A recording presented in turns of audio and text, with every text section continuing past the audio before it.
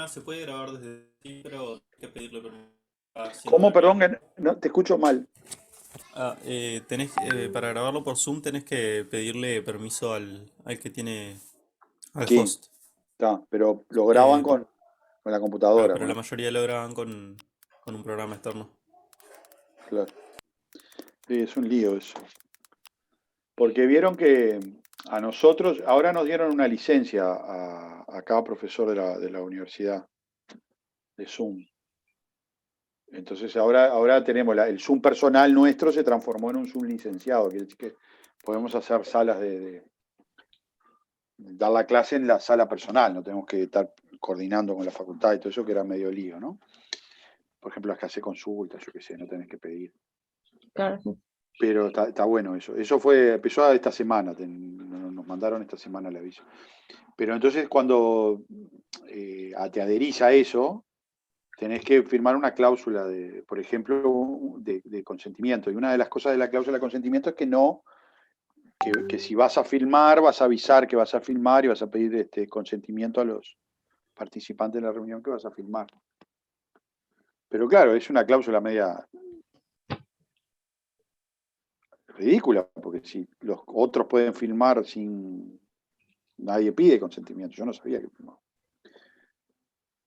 Pero bueno, también las cosas que pasan es que empiezan a circular imágenes, ¿viste? A veces cortan un pedazo, entonces, yo qué sé, es todo un lío, ¿no?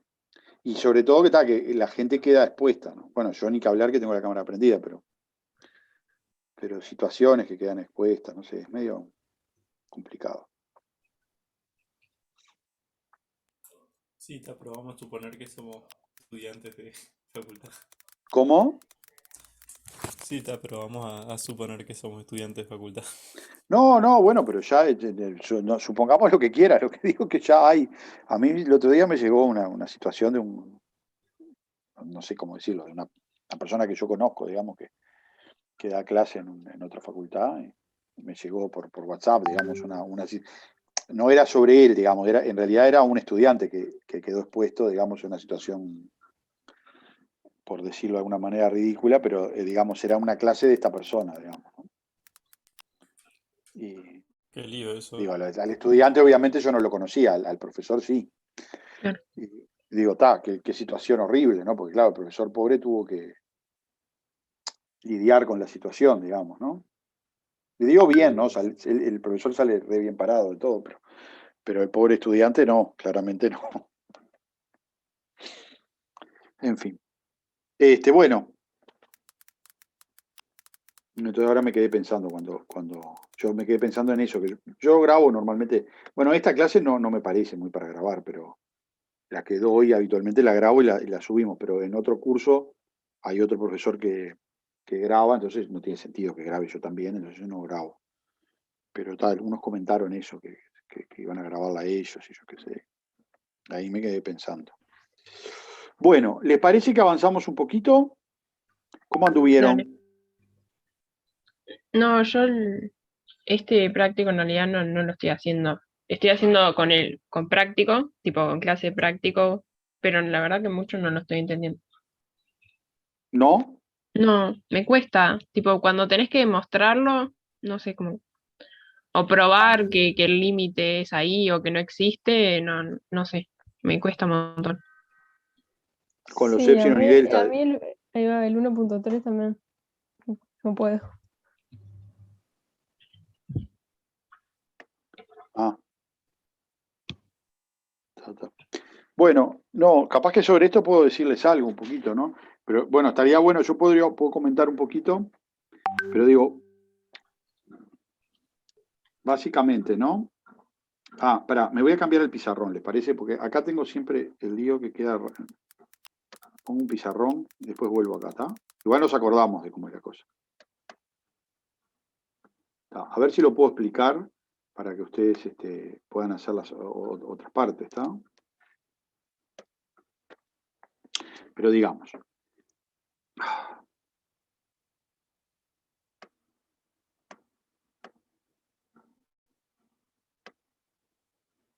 estoy todos los días por cambiar de pizarrón, Creo que lo comenté ya eso, porque hay unos pizarrones, no de Zoom, sino de terceros, que son más versátiles. Por ejemplo, un pizarrón que te permite tener un cacho de letra de un texto y escribirlo al costado. Sí, Pero bueno, no lo probé nunca. Estoy siempre por hacerlo, pero la verdad que Gustavo de terminó. práctico tiene. ¿Cómo? Uno de los profesores de Gal lo usa, no sé, no me acuerdo, no, Gustavo, algo así, Gerardo, no me acuerdo cuál era uno de esos nombres Sí, era, sí. lo usa. Yo tengo dos instalados acá, uno de Microsoft y otro, que me dicen que tienen esa posibilidad, pero la realidad es que estoy tantas horas metido estos días este semestre tengo muchísimas horas de clase y parece mentira, pero es agotador o sea, es distinto, ¿no? Que estar en la clase con la gente. No es que no agote también la clase con la gente, pero como que es distinto. Esto es, no sé, a mí, por ejemplo, los ojos, ¿no? Te queda la vista, no sé, es distinto. Aparte de esto que hablábamos de los oídos. Entonces, termino tan muerto que no me dan ganas de sentarme en la computadora. No sé si les pasa a ustedes, pero vieron que la computadora es algo que te saca un poco la paciencia, ¿no? Sobre todo cuando tenés que probar algo y no encontrás dónde está, y yo qué sé, ¿no? Tenés que estar como un poco en estado zen para esas cosas. En fin. Bueno, a mí por lo menos me pasa eso. Bueno, entonces, ¿cuál es la idea acá, no? La idea es la siguiente. Vamos a pensar este caso, ¿no? Tengo la función esta, ¿no? X cuadrado. Es esta función así. ¿Está? Entonces yo me paro en un punto A. Puede ser un punto en particular, capaz que conviene que uno lo empiece haciendo en algún A para entender la idea y después lo escribe en una cualquiera, ¿no? Pero entonces, ¿qué pasa, digamos? La imagen de este punto A, obviamente, es a cuadrado.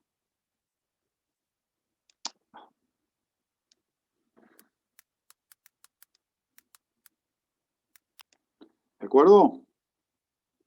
Bueno, entonces, nosotros lo que queremos ver es que el límite, cuando x tiende a A, de x cuadrado, es a cuadrado. ¿De acuerdo? Porque eso es lo que pasa, ¿no? O sea, cuando yo estoy muy cerca de A, la función toma valores muy próximos a los que toma la función en A, que es a cuadrado.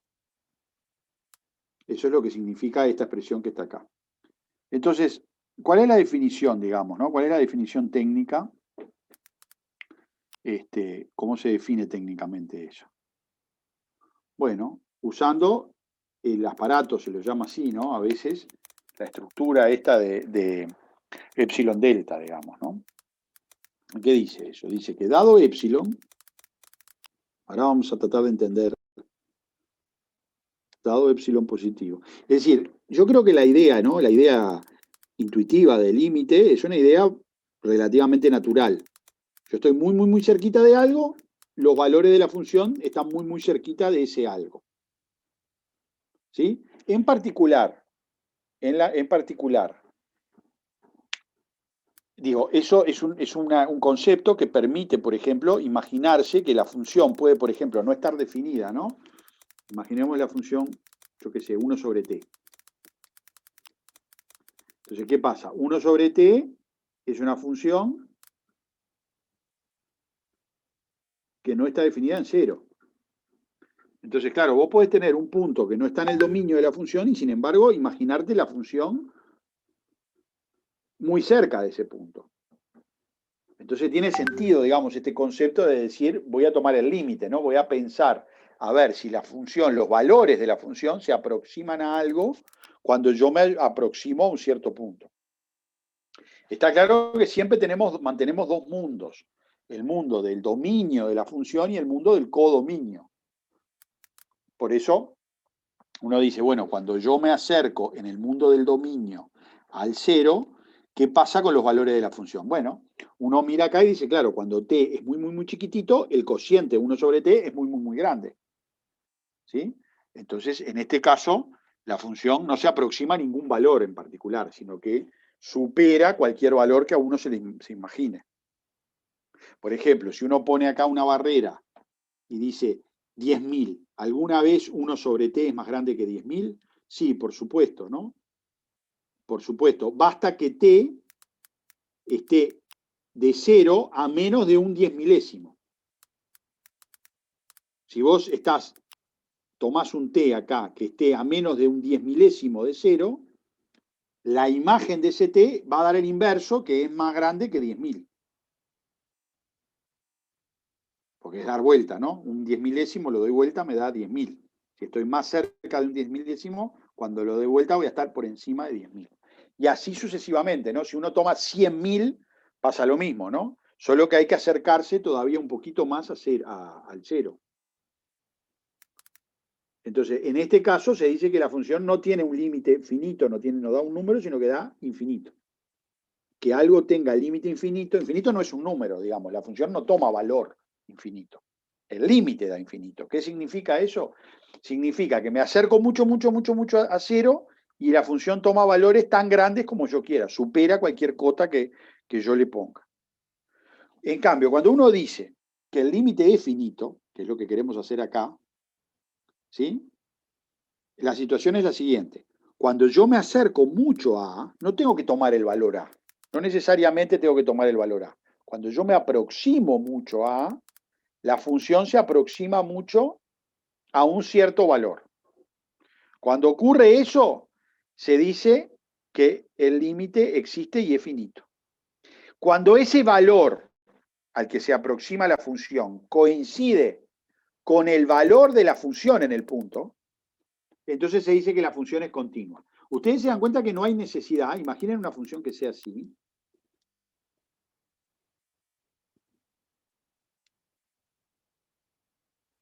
¿Sí?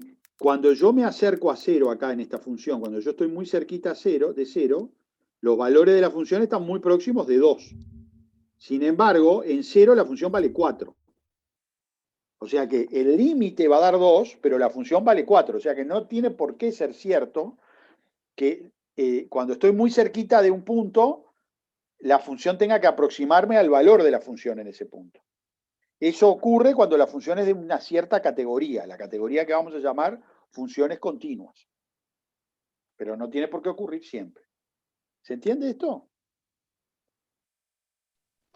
Sí. Bueno, entonces, ¿cómo decir esto formalmente? Esa es la pregunta. ¿Cómo se hace para decir esto formalmente? Bueno, entonces, en ayuda viene el aparato este del epsilon delta. ¿Y cuál es la idea del aparato de epsilon delta? La idea del aparato de epsilon delta es la siguiente. Uno dice, bueno, yo tengo acá el valor del candidato al límite. Para que ese candidato al límite sea límite, ¿qué debe cumplirse? Debe cumplirse lo siguiente. Si yo tomo un entornito acá, ¿sí? Yo me fijo todos los puntos, ¿sí? Yo me fijo un entornito ahí. Entonces, ¿qué tiene que ocurrir? ¿Sí? Está claro, ¿no? Acá están todos los valores que van desde a cuadrado menos epsilon a cuadrado más epsilon. Eso es lo que contiene el entornito ese. ¿Está bien? Es una fajita, ¿no? Es una fajita alrededor del valor a cuadrado. ¿Quién es a cuadrado? A cuadrado es el límite, ¿no? O el que yo pretendo que sea el límite. Para que lo sea realmente debe cumplirse lo siguiente. Todos los puntos que están cerca de A, lo que hay que decir es qué tan cerca de A, ¿de acuerdo? Todos los que están suficientemente cerca de A, deben ir a parar, sus imágenes deben ir a parar exactamente adentro de esa fajita. ¿De acuerdo? Sí.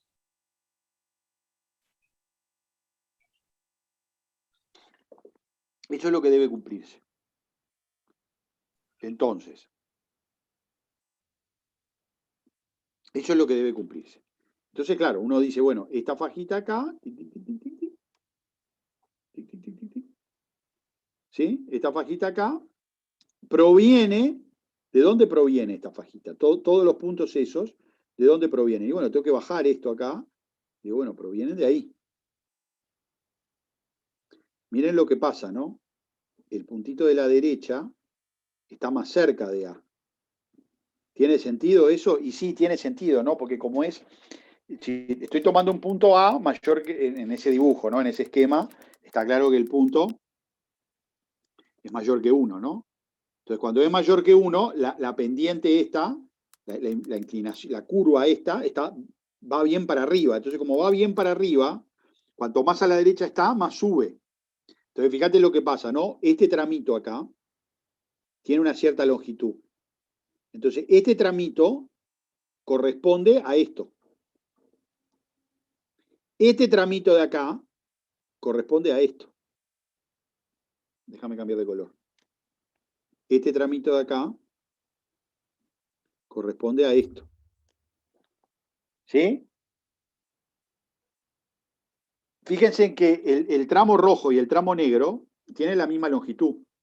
Sin embargo, el tramo rojo y el tramo negro acá no tienen la misma longitud. El rojo, es más largo que el negro. ¿De qué da cuenta eso? Da cuenta de que a la izquierda de A, la función crece un poquito menos que a la derecha de A. ¿Lo entienden eso? Por eso la función amplifica más el tamaño, ¿no? ¿Lo ven eso? Sí.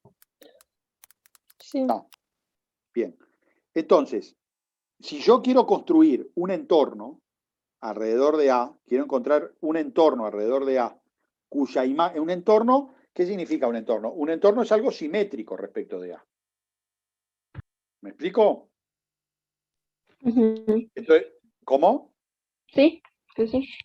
Entonces yo tengo que encontrar cuáles son los puntos que están, cuál es el radio del entornito alrededor de A, de modo tal que todo el entorno vaya a parar adentro de la fajita de tamaño epsilon de arriba. ¿Está bien? Sí. Entonces, está claro que todo ese intervalo que dibujé abajo, mitad rojo, mitad negro, eso no es un entorno, pero todo ese intervalo va a parar adentro de la faja.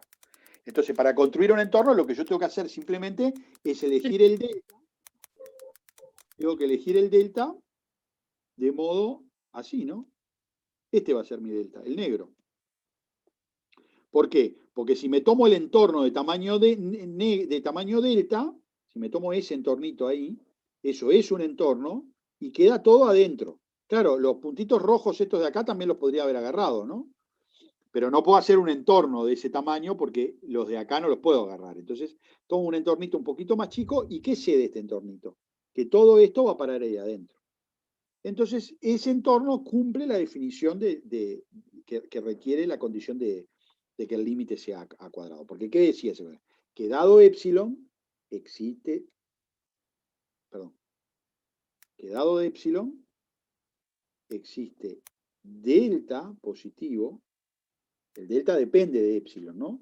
A veces se le pone ahí una marquita para indicar que el delta cambia con el epsilon. Si a ustedes se les ocurre achicar el epsilon, el delta cambiará. Dado epsilon, existe delta tal que todo el entorno,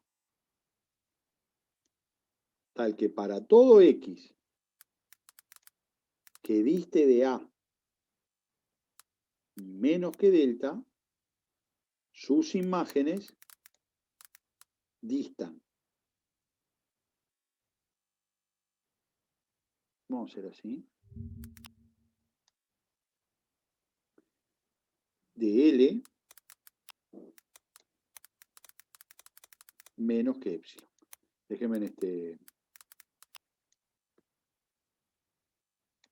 poner ahí L. Ay, perdón que quedó una raya.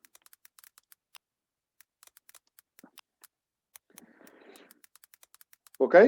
Entonces, eso es lo que tenemos que hacer nosotros. Dado el entornito acá, dado el epsilon aquí, tenemos que ser capaces de fabricar el delta acá. Entonces, bueno, una cosa que podemos hacer es esta, ¿no?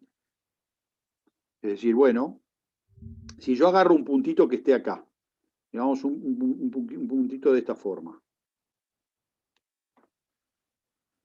X más algo, ¿no? Un puntito de la forma X más algo. O A más algo. ¿Sí? La función, ¿qué hace con este puntito? Y bueno, lo manda en el punto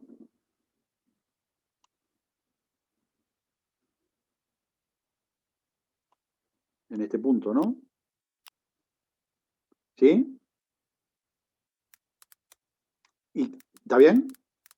Bueno, ¿y qué me gustaría de esto? A mí lo que me gustaría, supongamos que este es X, ¿no? X es un puntito que se pone de la forma A más algo. ¿Está? Y yo lo que quiero es controlar esto, ¿no? Quiero que f de x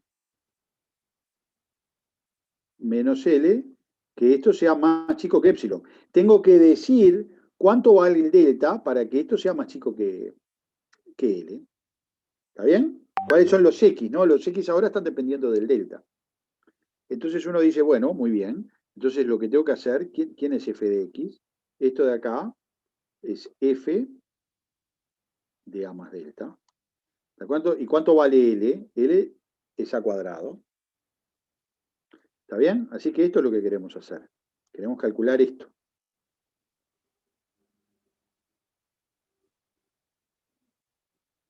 ¿Estamos bien?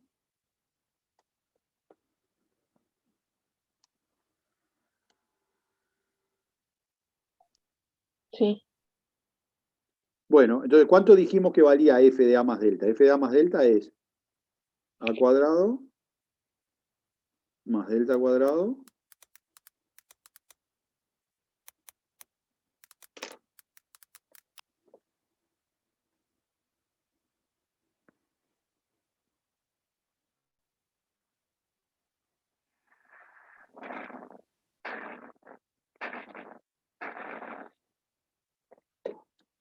¿Está bien? Bueno.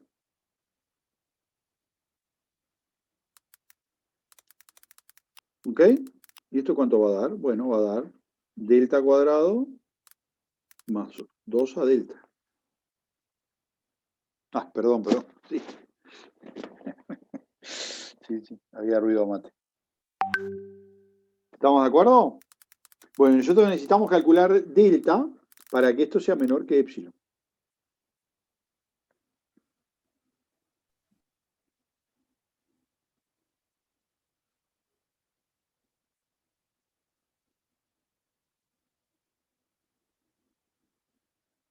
¿Está bien? Sí. Bueno, eso es lo que tienen que hacer en cada caso. ¿De acuerdo? Tienen que decir cuánto tiene. Está claro, ¿no? Que el delta va a depender del epsilon, de qué tan grande haya elegido yo este intervalito, y va a depender de A. Porque miren lo que pasa. Cuanto más a la derecha esté A, más cerquita, ¿entienden? Si yo estoy muy a la derecha, el intervalito que hay que tomar es muy chiquito, ¿no? Para el mismo epsilon. Si vos tomás acá, por ejemplo, suponete que esto vale un décimo. El epsilon vale un décimo. Si vos estás acá, entonces, si tomás un décimo, es un tamaño, y si te vas a la derecha, es otro tamaño, ¿no? Entonces, ahí hay tres propuestas entonces va a depender de A. ¿Sí? Profe, Sí. entonces ahí, ¿cómo harías para despejar eso? O sea, le pones los Dale. valores de epsilon que Tenés que tenés resolver esa inecuación, ¿no? Tenés que resolver esa inecuación. y lo haces como si fuera igual. Claro, lo pones como si fuera igual y te quedás con la parte donde es menor. Pero tenés que despejar delta en función de A y de epsilon. A y epsilon los tomás como parámetros fijos. El variable es delta. ¿Tá? Entonces tenés que resolver esta ecuación, ¿no?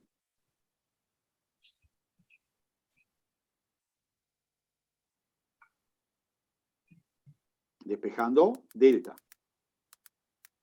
¿Está bien? Está claro que hay una solución delta igual 0 y hay otra que...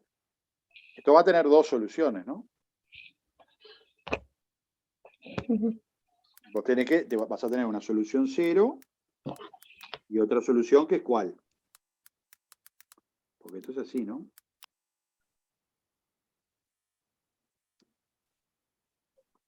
delta más 2a.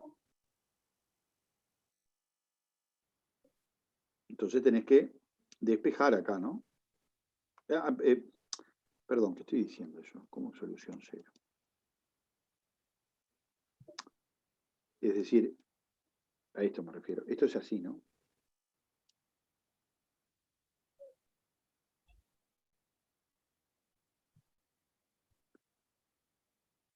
Entonces tenés que usar la fórmula de la solución del polinomio de segundo grado, donde epsilon y a y 2a los tomás como los coeficientes.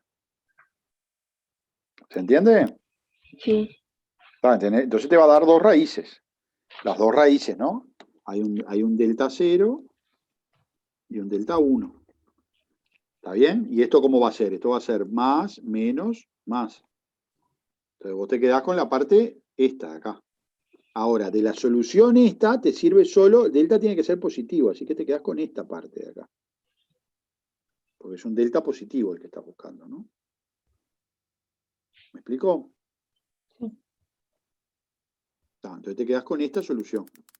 Y este valor delta 0 va a depender de epsilon y de A.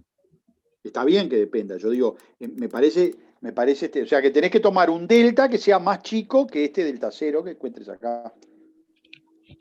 Un delta positivo más chico que este delta 0. ¿Lo entendieron? Sí. ¿Los demás? ¿Sí? ¿Todos?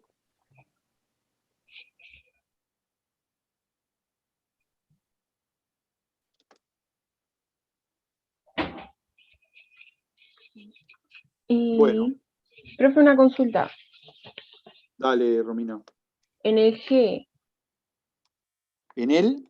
G, Para que me cambio a... Si querés te digo cómo es. Ahí me cambio. En el C. No, en el G. Ah, sí. Este es interesante, ¿no?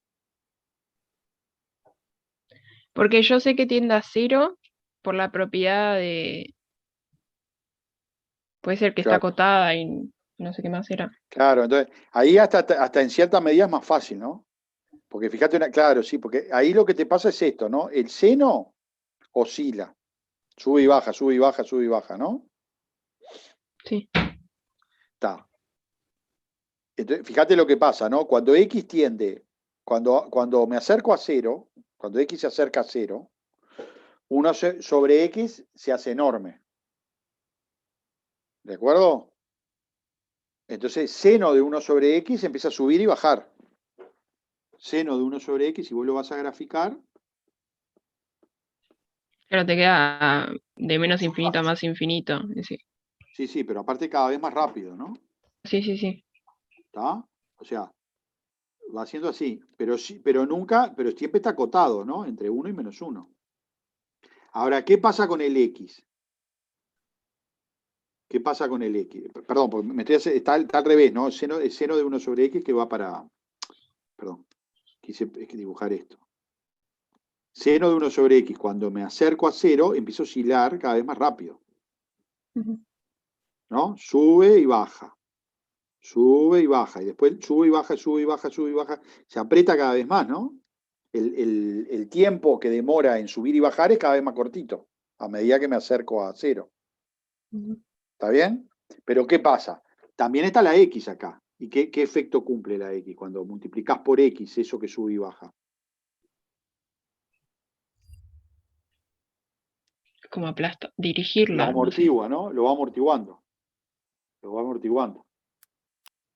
¿Está bien? ¿Y cómo lo amortigua? Y lo amortigua como X. Entonces la realidad es que el dibujo es así, ¿no?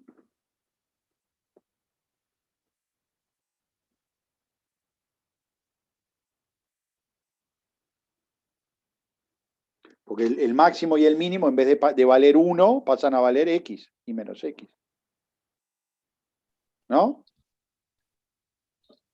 Donde la función seno vale 1, que es el máximo, Cuando lo multiplicás por x vale x.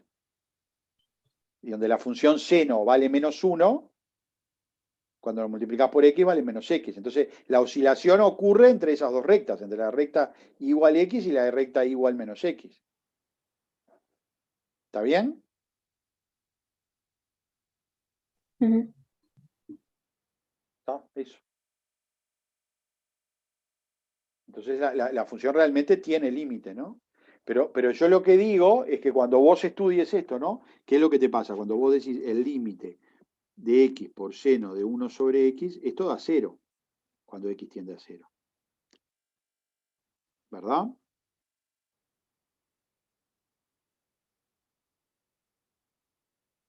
Entonces, dado epsilon positivo, fíjate lo que pasa acá, dado epsilon positivo, vos mirás esto, y esto es menor o igual que qué cosa. Y bueno, que x, así nomás. Porque esto nunca se pasa de 1 en valor absoluto. Entonces, si vos querés hacer que esto sea más chico que epsilon, basta que esto sea más chico que epsilon. Y para que esto sea más chico que epsilon, basta que esto, elegir el delta igual a epsilon, ¿no? O más chico que epsilon. Con eso alcanza. Porque si vos haces que esto sea más chico que delta, perdón, dado el epsilon, elegís el delta más chico que epsilon. Entonces, para que esto sea más chico que epsilon, basta que sea más chico que delta. ¿Me explico?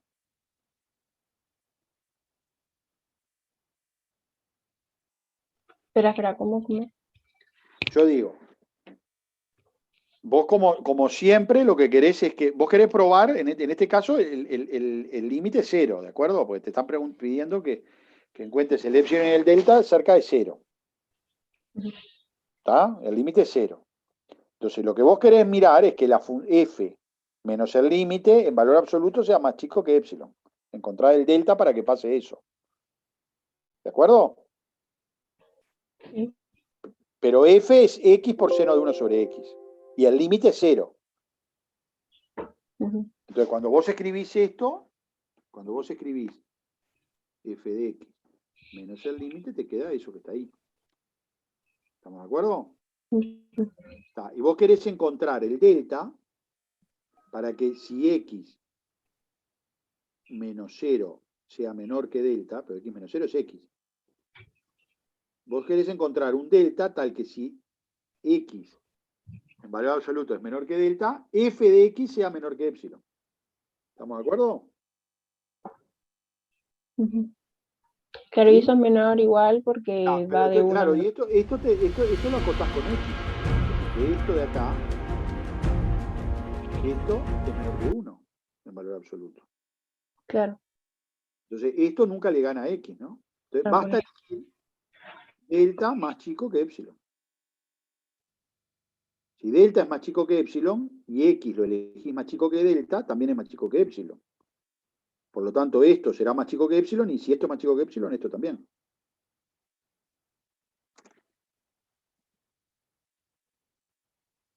Perfecto, profe. ¿Sí? ¿Lo entendieron? Ujú. Sí. Es como trabajoso esto, ¿no? Estamos claros que es trabajoso. Yo no lo discuto ese asunto, ¿no? Es como tedioso, trabajoso. Pero lo que me parece que es importante es la idea que está atrás, ¿no? Hay que entender la idea. La idea digo, lo que da trabajo y es tedioso es hacer todas las cuentas. La idea, después que lo repetís 2 o 3 veces, la cazás. Después, claro, cada vez que tenés que hacer las cuentas, es un laburo. Si vos te vas a poner a calcular límites por la vía de calcular el epsilon y el delta, estás en el horno. Por eso, ¿qué es lo que tenemos nosotros para calcular límites? Una serie de algoritmos para calcular límites. Entonces, cada tipo de función es como una artesanía calcular límites, ¿no? En vez de, no vamos a usar siempre la estructura, no vamos a chequear la definición para calcular un límite. Acá en estos ejercicios iniciales se pide calcular los límites chequeando la definición para entrenarlos en la definición, a entender la definición. Pero después En la práctica, cuando vamos a calcular el límite de una función, tenemos una serie de algoritmos que permiten calcular los límites en cada caso. Por ejemplo, cuando las funciones son continuas y vos querés calcular el límite de una función que es continua, ¿qué usamos? F de NSX. ¿Cómo? Ya sabemos que el límite va a ser f de x. Claro, entonces evaluamos la función.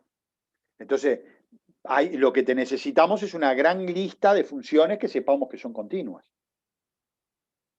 ¿Tá? Entonces tenemos una lista de funciones, nos dedicamos a demostrar, digamos, en el teórico, por decirlo de alguna manera, es decir, tener una lista grande de ejemplos de funciones que son continuas.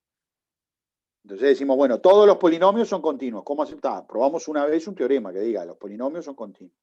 La exponencial es continua, la fulanita es continua. Entonces, después que tenemos una lista de 10 funciones que son continuas, nos dedicamos a agrandar la lista de ejemplos por la vía de decir, bueno, si agarro 2 funciones continuas y las sumo, eso me da una nueva función que también es continua, etc.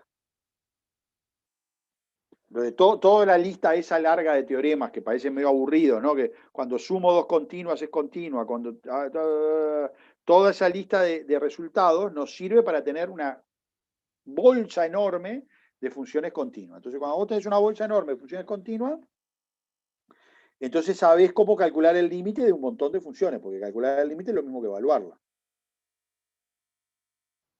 Y cuando las funciones no son continuas, bueno, entonces ahí hay que empezar con la artesanía. Cuando tengo, por ejemplo, 1 sobre t. Bueno, ¿qué pasa cuando me acerco a 0? Claro, ahí la función no es que no sea continua, sino que no está definida en 0. Entonces no puedo evaluarla. Entonces ahí empiezan a aparecer una serie de reglas.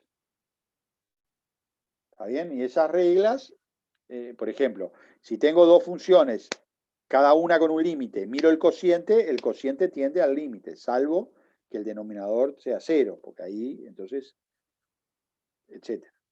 ¿Me explico? Empezamos a construir esa lista de reglas que nos permiten calcular los límites. No usamos el epsilon delta. El epsilon delta es para entender la definición y para unos ejercicios ahora al principio. Parecido a lo que nos va a pasar con las integrales, ¿no? Nosotros calculamos algunas integrales sumando rectangulitos, pero eso es un laburo complicado. Entonces vamos a aprender otro mecanismo. ¿Estamos bien? ¿Avanzamos o quieren quedarse un poquito más acá? Por mí avanzamos, no sé. ¿Vamos para Avanzamos, adelante? sí. Sí. Bueno. Bueno, el ejercicio 4 me parece que es un lindo ejercicio. Si no lo miraron, no digo nada sobre él. ¿Tá? Lo piensan y después en todo caso hablamos el lunes. Porque el ejercicio 4 es un ejercicio donde está en juego la definición del límite, pero además el tema de las reglas lógicas. ¿Está bien? Porque son unas frases con el para todo, el existe, el no existe, el no es no para, viste, las negaciones, etcétera, lógicas de una serie de frases. ¿Tá? Y me parece que va para ese lado, para entrenarlos en eso. Dale. ¿Tá? No, yo no lo Para vi eso. comparar la definición del límite con otras frases que juegan con los chirimbolos de existe y para todo. Y mayor y menor. ¿Tá? Entonces es para eso, ¿no? Para que se entrenen en ese asunto. Si yo digo no es mayor, estoy diciendo es menor o igual, etcétera, ¿no? ¿De acuerdo? Si yo digo que no existe es porque por lo menos uno, ¿no?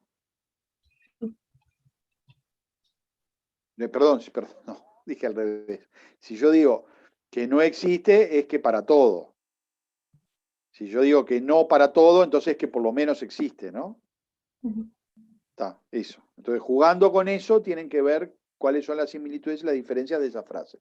Pero eso me parece que es un ejercicio lindo para sentarse tranqui y hacerlo, ¿no? Tipo trabalengua. Bueno, y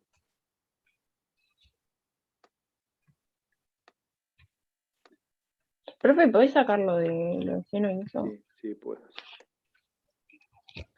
La función x por seno de 1 sobre x, o x por coseno de 1 sobre x, es una función que está buena entenderla. ¿Eh? ¿Está? Porque ese comportamiento que tiene, ¿no? La función seno de 1 sobre x en 0 es un ejemplo interesante porque es un ejemplo de una función que oscila, ¿no? La seno de 1 sobre x es la que no tiene amortiguación. Sube y baja, sube y baja, sube y baja. Y vieron lo que pasa, esa no tiende a nada, ¿no? Cuando te acercas a 0. No tiene límite. Es una función que oscila. Y de hecho, ¿viste? Depende cómo te arrimes a 0, qué puntitos elijas que tiendan a 0. La función toma todos los valores, ¿no? Entre -1 y 1, infinitas veces. Sube y baja, sube y baja, sube y baja, sube y baja. Cuando la amortiguás, le haces existir el límite. Pero es muy interesante, después cuando veamos más adelante la derivada, etcétera, porque cuando la amortiguás más todavía, en vez de multiplicarla por x, por ejemplo, la multiplicás por x cuadrado, ¿sí? Entonces podés lograr más cosas todavía de la función. Pues vos fíjate, bueno, vendrá después eso. Pero está, es un ejemplo que está bueno. Bueno, ¿tienen ganas de mirar alguno de los límites del ejercicio 5 o les parece que eso lo pueden hacer? Porque acá es donde está lo que estábamos comentando recién, ¿no? Suponete que la función f tiene límite conocido, es L. Entonces lo que les pedimos es que ustedes calculen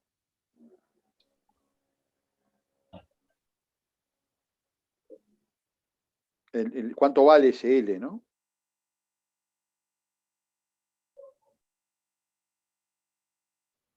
¿Quieren bichar alguno? Yo tengo una consulta en ese, el 5A, ponele. Lo que hay Sí. que hacer es averiguar ¿Cuánto cuánto vale es X. No, ¿cuánto vale L? ¿Cuánto vale? Asumiendo que existe, calcular límite cuando x tiende a de f de x. Pero suponete que el límite de f de x es L. Esto sirve para lo siguiente, ¿no? Para aplicar las reglas algebraicas de cálculo de límites. ¿Tá? Porque vos sabés que si tenés dos funciones, ¿no? Las reglas algebraicas me refiero a esto, mirá. Si vos sabés que la función f tiende a L y la función g tiende a L', ¿qué pasa con f más g? ¿A qué tiende? Bueno, se puede demostrar que tiende a L más L'. ¿Tá? Entonces tenemos una serie de reglas, ¿no? Por ejemplo, si una función la multiplicamos por alfa, la función tiende a L y la multiplicás por alfa, alfa por f es una nueva función que tiende a alfa por L. Entonces eso es lo que hay que aplicar acá. Suponete que esto tiende a L.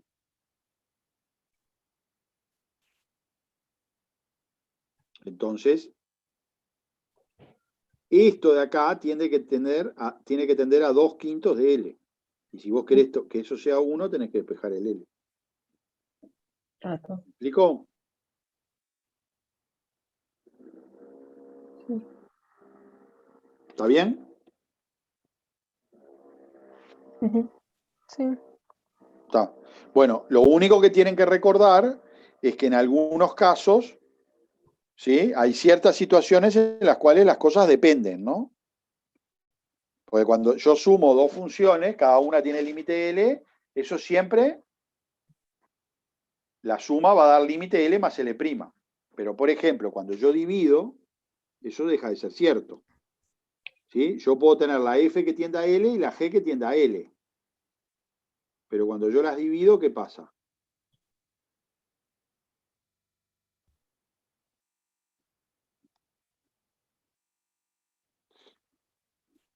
¿Qué pasa cuando miro el cociente? Tenés tema de existencia de que no se hace. Ahí no tiene por qué dar esto L sobre L'. ¿Cuándo da L sobre L'? Cuando L' no vale 0. Cuando L' no vale 0. Y si L' vale 0, ¿qué pasa? ¿Tá? Si L' es distinto de 0, no hay problema.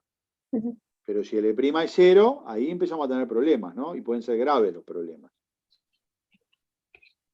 ¿Qué tan graves? porque tienden a infinito la parte, o sea, la función. Ahora, cuando L' vale, tiende a Ah. 0, si L' vale 0, si la función G tiende a 0, ¿qué va a pasar con ese cociente? ¿Tiende a infinito siempre? No, digo que 1 sobre G tiende a infinito y ahí tenés que verlo, evaluarlo. Y ahí depende, claro, exactamente. ¿Está bien? Ahí depende. No, ahí depende. ¿Está? Porque, por ejemplo, si L' es 0 y L es distinto de 0, ahí no pasa nada. ¿De acuerdo? Porque entonces el cociente, ¿qué va a pasar?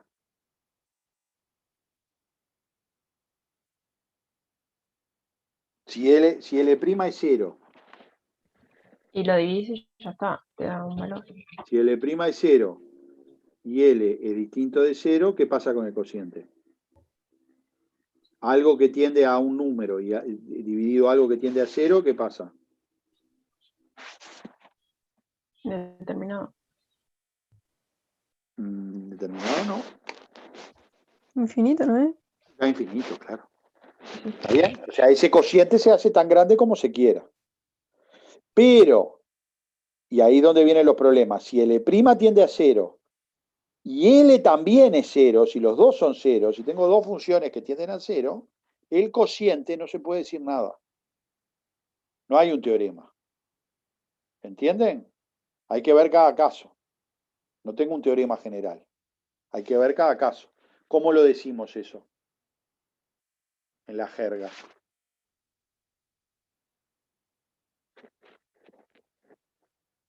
¿Cómo se dice? Cuando tenés que ver cada caso. Lo indeterminado. Se dice que el límite es indeterminado, exactamente.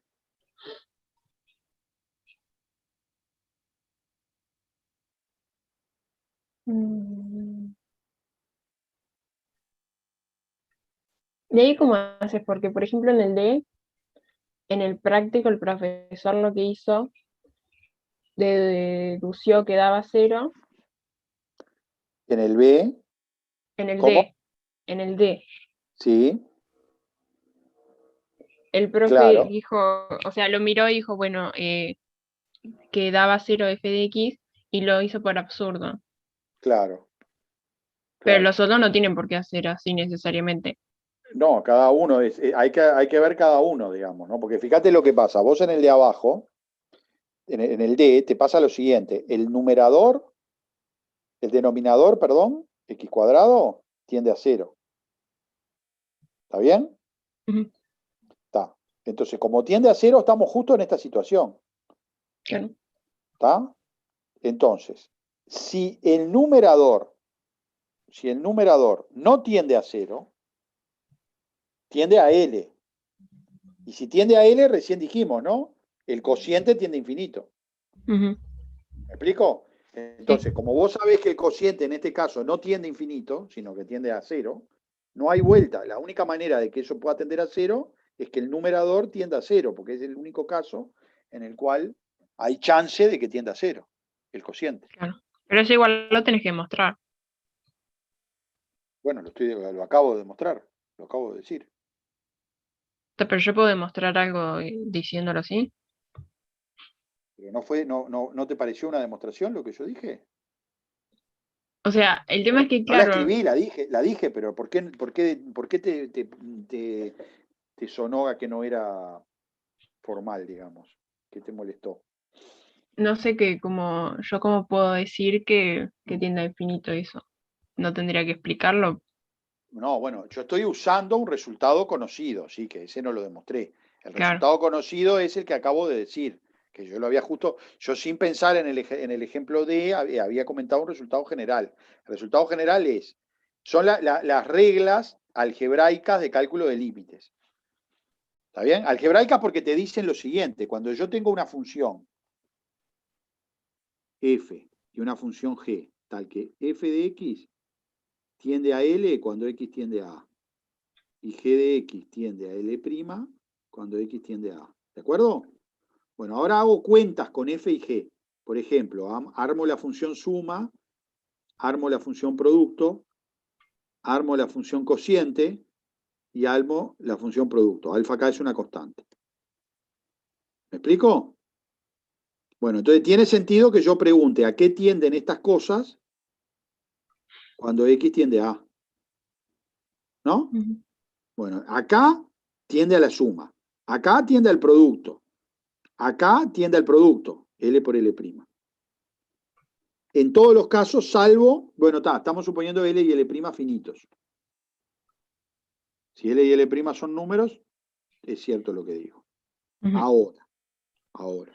En el cociente, L y L' pueden ser finitos y que no tienda al cociente. ¿Cuándo pasa eso? Cuando L' es 0. Cuando L' es 0, pasa lo que recién conté.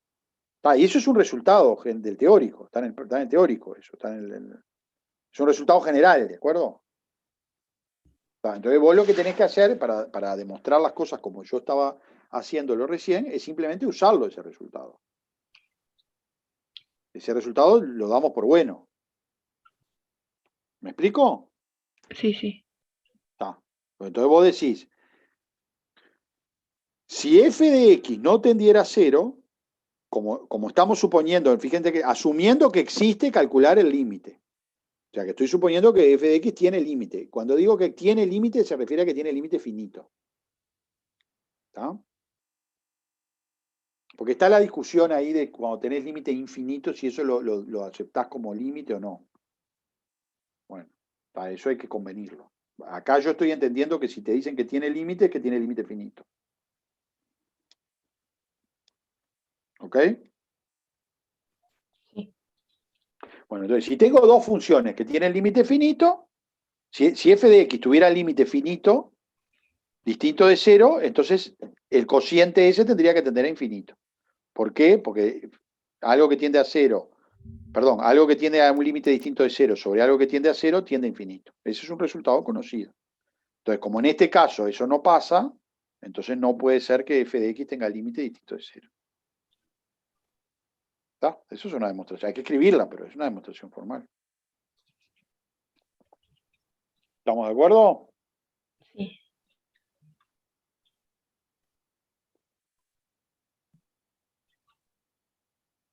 Bueno, ¿se animan a pensar los otros ejercicios?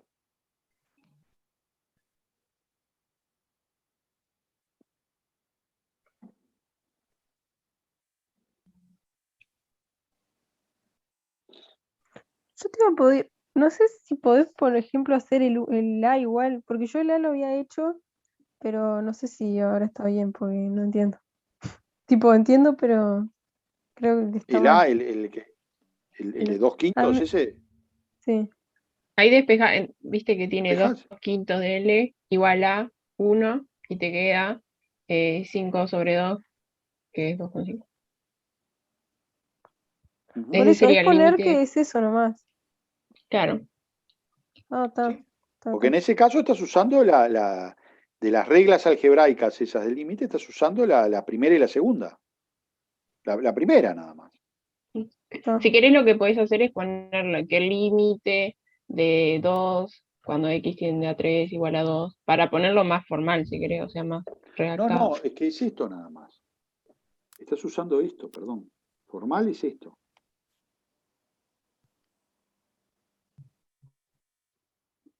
Vos decís esto, límite de f de x, cuando x tiende a 3, es el límite de alfa por f de x, cuando x tiende a 3, es alfa L. Ah, claro, sí, es eso, sí. ¿Está bien? Entonces, alfa acá vale 2 quintos. Entonces, alfa por f de x tiene que tender a 2 quintos de L. Bueno, pero por otro lado te dan el dato que el límite de 2 quintos de f de x es 1. Así que 2 quintos de L tiene que ser 1. Pero el límite es único. Acá lo que se usa también, obviamente no lo hemos dicho, es la unicidad del límite, ¿no? Por eso puedo igualar de los dos lados. Ujú. El límite es único. ¿Está bien? Bien. Sí, gracias.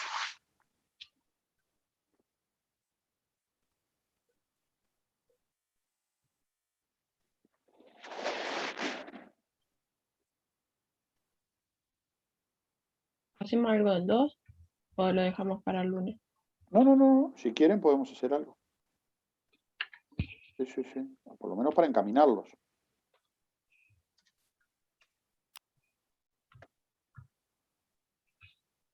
Para un segundito que se me trabucó acá el pizarrón. Lo que pasa es que cuando pasa una cosa que ya no... Uno se siente en la obligación de explicar lo que te va pasando, ¿no? Porque de repente te quedas ahí como tildado. No es que estoy tildado, sino me está pasando algo con la computadora que ustedes no ven.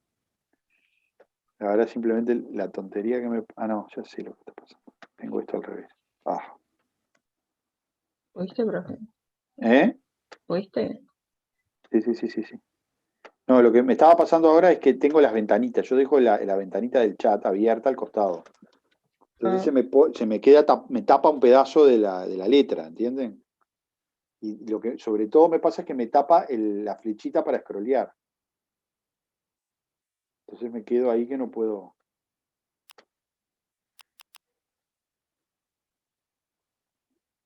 Está. Ahí tengo para scrollear. Bueno, que borremos esto porque eso es lo otro que pasa, ¿no? Que te queda lo que escribís no se scrollea, queda fijo. Queda en otra capa. Profe, yo creo que puedes borrar todo. Sí, hay un botón que te borras todo de una. Claro, Puede como ser. limpiarlo. Tenés que hacer esto, ¿eh? A ver si es así. Esto así. Y aprieto ahí. No, muy bueno. A ver. ¿Vos estás escribiendo con lo de compartir pantalla de Zoom? Sí, pero no me deja borrar, mirá. Ah, sí, acá está. Pero Clear order, está, ahí está. Sí. Hay uno que dice clear ahí. Está No claro. lo había visto. Sí. Sí, está. Very good. Bueno, acá pasa eso, ¿no? Mirá, en esta parte pasa, ¿te acordás lo que estábamos contando recién, ¿no? Acá te dicen, bueno, se puede asumir la continuidad de una familia de cierta clase de funciones, del logaritmo, de esto, de lo otro, ¿no? En esta sección está orientada al cálculo de límites, por lo que podrá asumir la continuidad. Acá lo que vamos a hacer es calcular límites a partir de usar que las funciones son continuas. Entonces, si estás calculando el límite de una función continua, lo tenés que evaluar. ¿Está? Salvo en algunos casos. ¿Está? Entonces, por ejemplo, acá, como es un polinomio, no pasa nada. Acá como la raíz cuadrada es continua. Entonces, acá empiezan las historias, ¿no? Porque estas funciones son polinomios, ¿no? Entonces, como son polinomios, hay que tener cuidado porque puede pasar que tengan raíces, ¿no? Sobre todo la que hay que tener cuidado siempre cuando es un cociente es el denominador.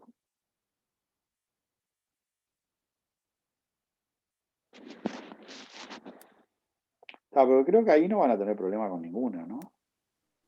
Bueno, esta acá, los la que H, tienen por raíz ejemplo. cuadrada, Ujú. no sé, se me complica. Esta, la L. Ahí va, sí, J, L. Sí, Ahí el truco es hacer lo siguiente, multiplicar y dividir por lo mismo. ¿Está bien? Te conviene multiplicar y dividir por, cuando tenés A menos B, multiplicar y dividir por A más B. Tenés A menos B, multiplicar y dividir por A más B. Entonces arriba te queda ahí, porque es este truco, mira. Es este truco. Es un truco, por eso te digo, ahí empiezan a aparecer las artesanías. Tenés que tener, hacer unos cuantos para aprender los trucos. Porque no hay una teoría general, hay trucos. Y los trucos se aprenden como trucos, no hay otra. Pero cuando tenés A menos B, haces esto. ¿Está? Entonces, está claro que esto es 1, ¿no? No hice nada. Multipliqué y dividí por lo mismo, es como no hacer nada, multipliqué por 1. Pero entonces arriba te queda A cuadrado menos B cuadrado. ¿Está? Entonces, esto lo cambiás por esto.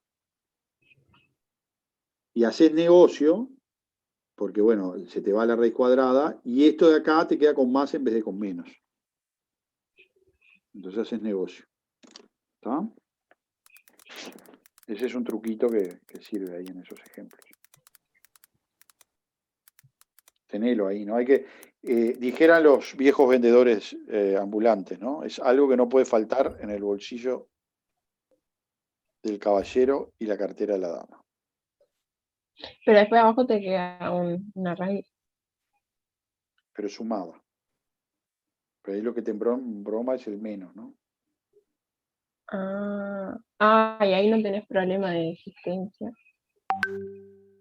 O sea, de que te quede 0 o algo así. ¿O cómo?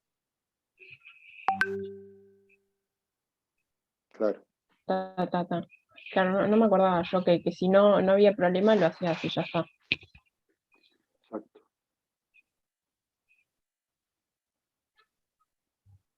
Bueno, no sé, chiven un poquito. A ver, voy a avanzar un poquito yo, ¿está? Para ver si hay algo más después que me interese contarles.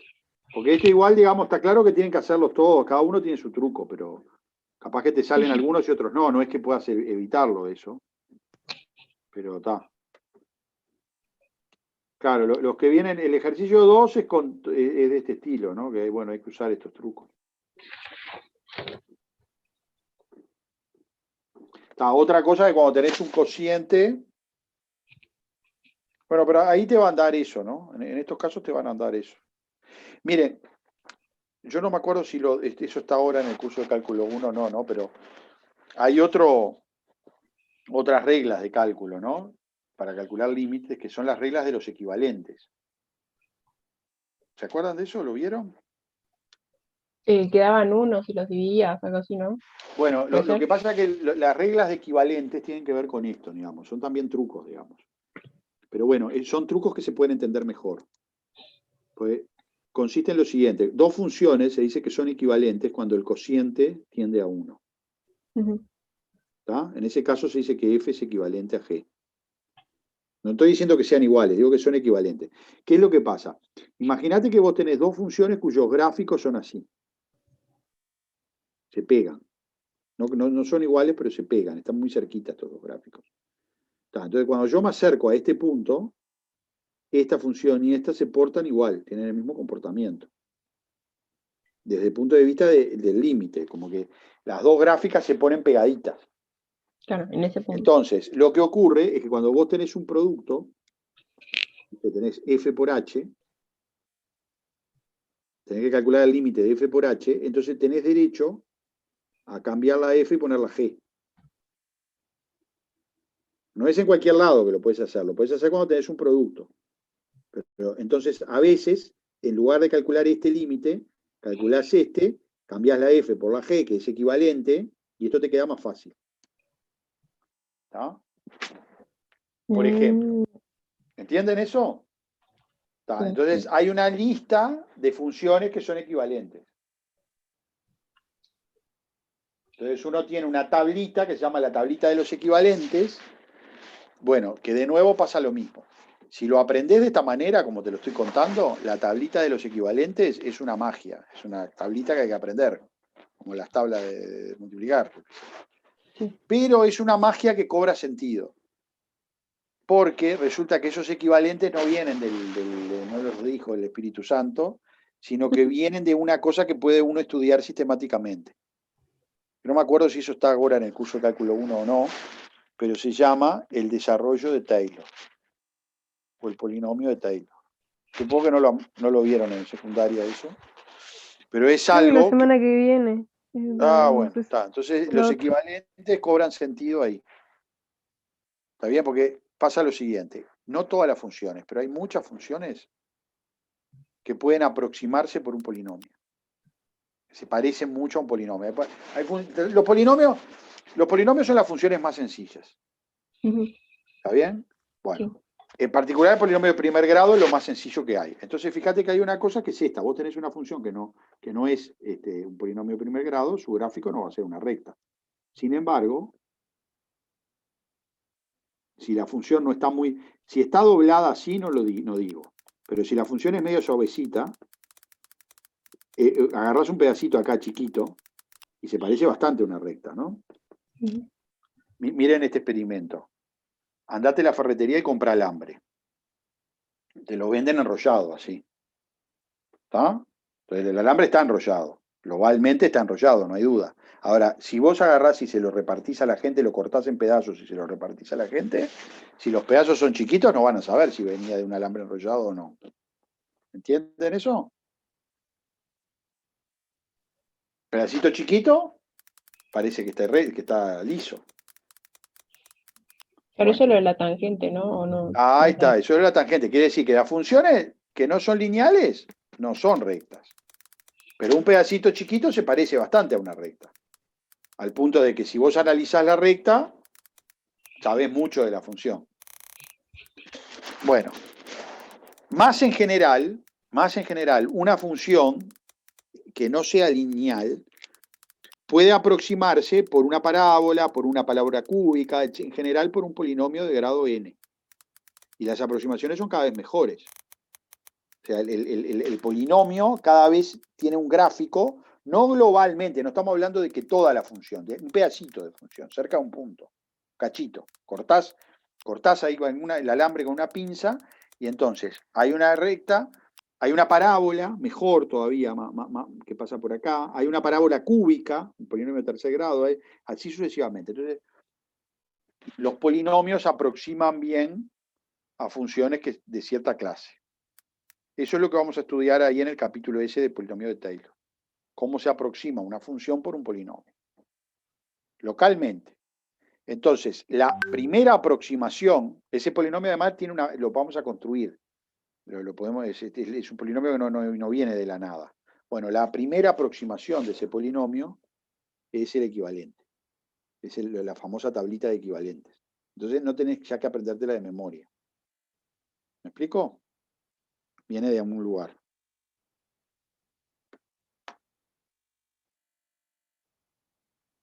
Pero bueno, esas son cosas que funcionan. Igual me parece que acá, en esto que aparece, con estas cosas que hablamos, no necesitan más que eso, no necesitan este. Ah, perdón, Jerónimo dijo algo o alguien dijo algo. Yo lo leí. Ah, los polinomios de Taylor. ¿Está? O sea que les estoy como se dice, spoileando el curso.